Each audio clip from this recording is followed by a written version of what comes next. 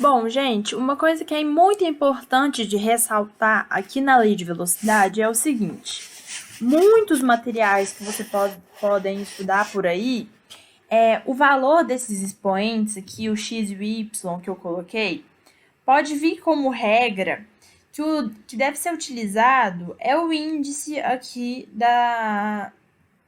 das concentrações, né, dessas substâncias aqui. No entanto, isso não é uma regra, né? Foi uma generalização, porque muitas reações ocorrem dessa forma. No entanto, isso não é uma regra geral, tá bom? Então, eu prefiro passar para vocês dessa forma aqui, de que x e y pode ser diferente dos índices, tá? É uma generalização utilizada no ensino médio, mas não é necessariamente uma verdade, tá? Então, não, vocês podem ver em muitos lugares, mas não quer dizer que o índice tem que ser igual ao expoente, tá? Porque esses valores aqui são obtidos experimentalmente.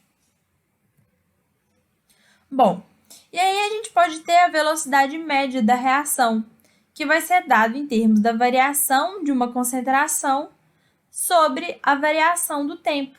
Então, se em 5 segundos eu tive uma variação que eu tinha no início 5 mol e A diminuiu para 2 mol, então o delta é de 3, né? Final menos inicial. 5 menos 2. 3 mol dividido por o tempo, que seria 5 segundos, que eu falei, né? Então, a gente teria uma variação de 3 dividido por 5, que seria a velocidade média. Para explicitar a lei de velocidade para vocês, eu trouxe aqui um exercício que é um tipo de exercício muito comum em vestibulares, particularmente no Enem. Eu nunca vi esse tipo de questão. O Enem gosta de coisas mais teóricas quando se fala da cinética química, né? O que vai acelerar uma reação, o que vai torná-la mais lenta. Mas eu acho que isso aqui é muito interessante para a gente entender o funcionamento de uma reação e entender a lei de velocidade direitinho. Então, aqui a questão ela traz, dada a reação. Então, a gente tem dois reagentes, A mais B, dando um produto C. E a gente tem um quadro cinético abaixo. Então, vamos analisar esse quadro. A gente tem as experiências 1, 2, 3, 4 e 5. Então, na experiência 1, a gente tem aqui 1 mol de A, 1 mol de B e a velocidade dessa reação. Na experiência 2, a gente tem que eles reagiram 1 mol de A, 2 mol de B e a velocidade aqui. Então, para cada experiência, eles modificaram a concentração de reagentes e foram verificando a velocidade que a reação alcançou. Então, o que a gente vai fazer? A gente vai analisar a participação de cada reagente na velocidade. Como?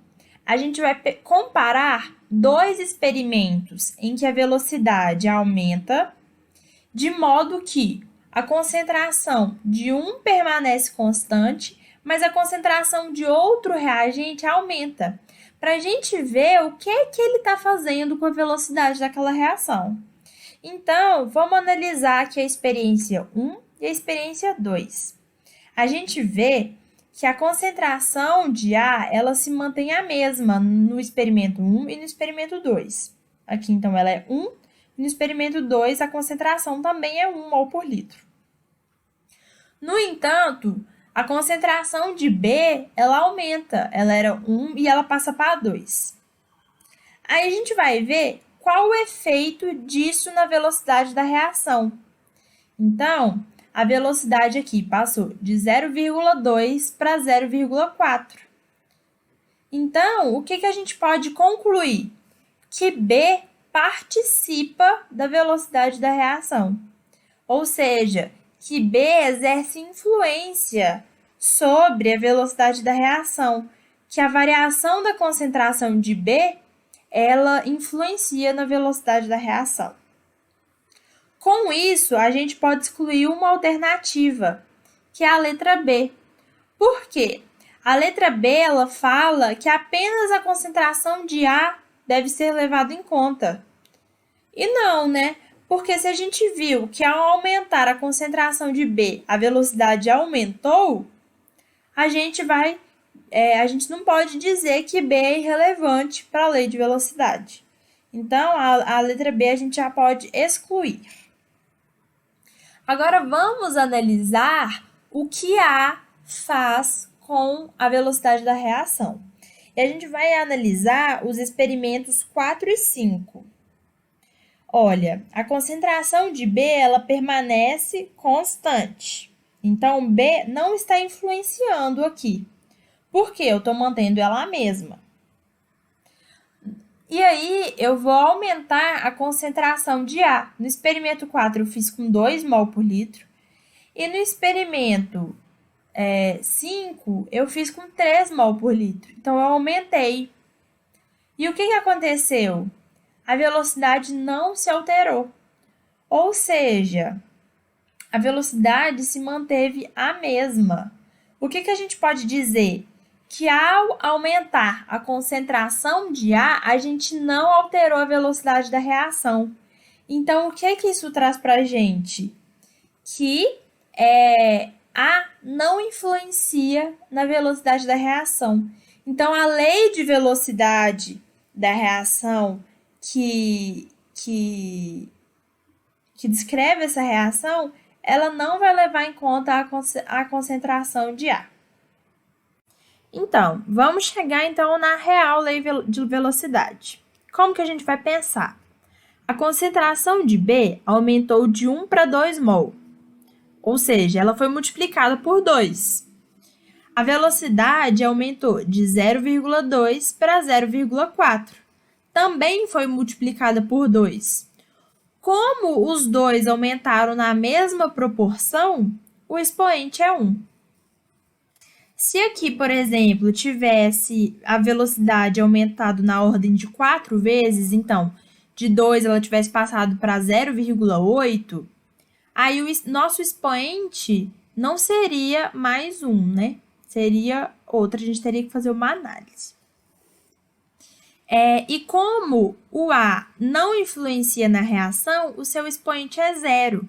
E a gente tem que lembrar lá da matemática que quando a gente eleva um número a 0, o resultado é 1, independente do número que tem aquele expoente. O resultado vai ser 1. Então, 1 é o número que multiplica qualquer coisa, dá ele mesmo. Então, como o expoente de B é 1 e o de A é 0, a gente tem que a lei de velocidade aqui é a letra C, V igual a KB, né? Que B tem o expoente 1 aqui e o A teria o expoente 0, que vai dar 1. Bom, gente, isso é o que eu tinha para falar sobre cinética. Eu vou colocar alguns exercícios para vocês, não muitos, acho que uns 5, só para vocês treinarem mesmo o conceito, as ideias e darem uma fixada aí no assunto visto.